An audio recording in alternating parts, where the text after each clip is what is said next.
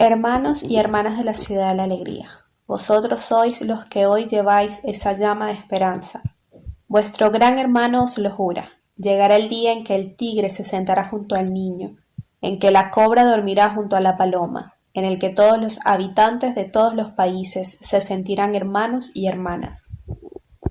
Lambert contará que al pronunciar estas palabras recordaba la fotografía del pastor norteamericano Martin Luther King meditando ante un Belén navideño.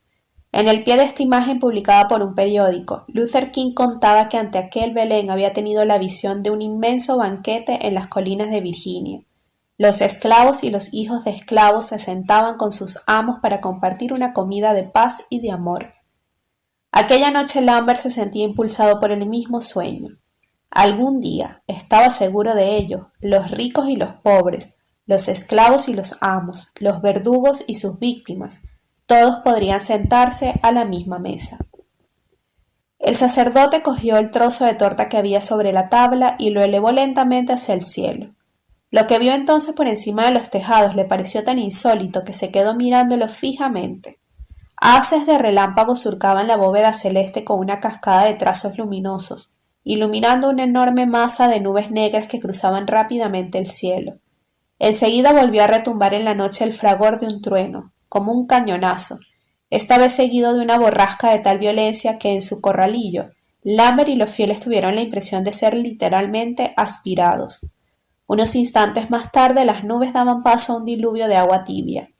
Lambert oyó entonces la voz de Aristo John que gritaba por encima del estruendo: ¡Un ciclón! ¡Es un ciclón! En la otra punta de la ciudad, en una vieja mansión colonial con balaustrada del barrio residencial de Alipor, un hombre escuchaba los crecientes aullidos del tornado. Su observación era profesional. T.S. Ranjit Singh, un sikh de 38 años, natural de Amritsar, en el Punjab, estaba de guardia en aquella Nochebuena en el Centro Meteorológico Regional de Calcuta. Irguiéndose en medio de los banianos centenarios bajo los cuales Rabindranath Tagore compuso antaño algunos de sus poemas, las antenas de aquel centro recibían y comparaban los boletines meteorológicos de todas las estaciones instaladas a lo largo de las costas del mar de Bengala, en las islas Andamán y hasta en Rangún, en Birmania. 2 veces al día, el laboratorio de la estación captaba igualmente fotografías del subcontinente indio y de los mares que lo rodean tomadas desde las altas estratosferas por el satélite americano NO-7 y por su equivalente soviético Meteor. El mar de Arabia al oeste y el Golfo de Bengala al este siempre habían sido espacios de predilección para el nacimiento de esos huracanes salvajes que los meteorólogos llamaban ciclones. Producidos por variaciones de temperaturas y de presiones atmosféricas entre la superficie del mar y las mayores alturas, esos torbellinos de viento liberaban fuerzas comparables a bombas de hidrógeno de varios megatones. Asolaban periódicamente las costas de la India causando millares y a veces decenas de millares de muertos, destruyendo y sumergiendo de golpe regiones tan vastas como Bélgica o Suiza. Toda la memoria de la India estaba traumatizada por la pesadilla de esos ciclones. Pero aquella noche, Ranjit Singh no tenía razones especiales para alarmarse. Todas las depresiones tropicales no se convierten en huracanes ciclónicos, sobre todo en una época tan tardía de la estación. La fotografía transmitida por el satélite americano a las 19 horas incluso era más bien tranquilizadora. El sikh la examinó atentamente. La zona difusa de estratocúmulos que mostraba tenía pocas posibilidades de llegar a ser peligrosa. Situada a más de 1.500 kilómetros al sur de Calcuta, tenía una orientación sur-noreste, es decir, en dirección a Tailandia.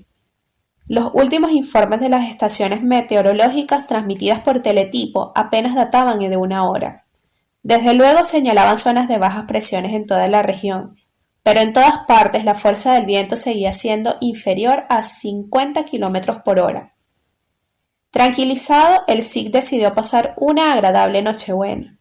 Abrió su maletita y sacó las 2 fiambreras de hojalata que le había preparado su mujer.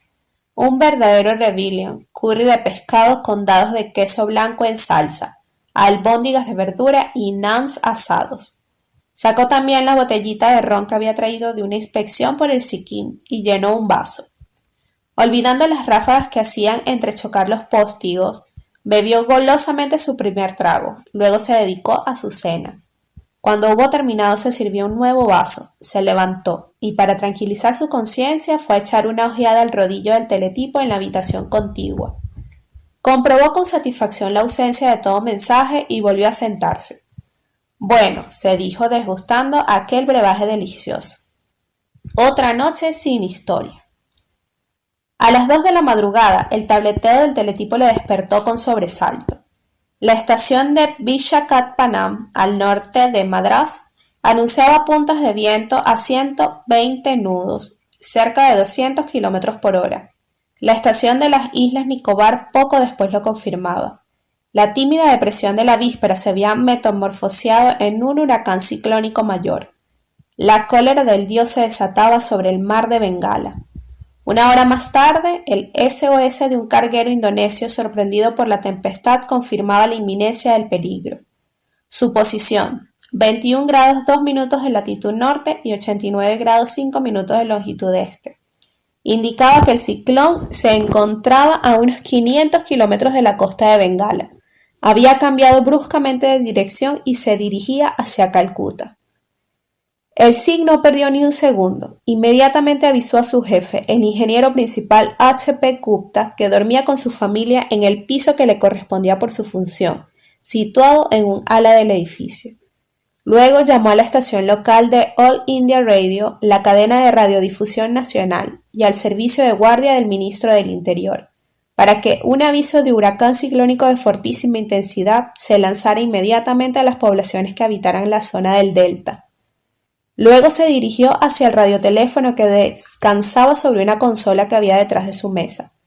El aparato tenía línea directa con una instalación ultramoderna situada en la cumbre de los 16 pisos del edificio más alto de Calcuta. Bajo su cúpula de fibra de vidrio, la antena parabólica del radar de la meteorología india podía descubrir un ciclón a más de 500 kilómetros de distancia, seguir su camino, determinar la dimensión de su ojo y calcular la masa de agua torrencial que era susceptible de soltar sobre un punto determinado.